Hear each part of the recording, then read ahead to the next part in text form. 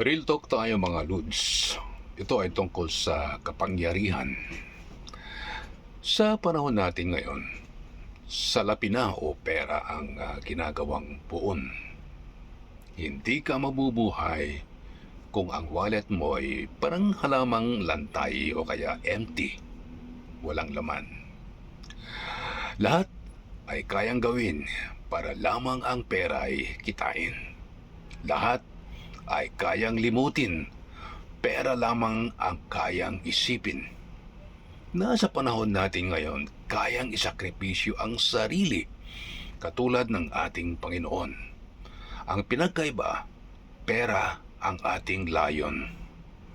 Ang mensaheng gusto kong iparating sa inyo ay kahit mabili mo pa ang mundo, kung wala ang Diyos sa puso mo, hinding-hindi ka mabubuo. Salamat sa pag-watch sa aking vlog. Hanggang sa susunod. Magandang araw sa inyo.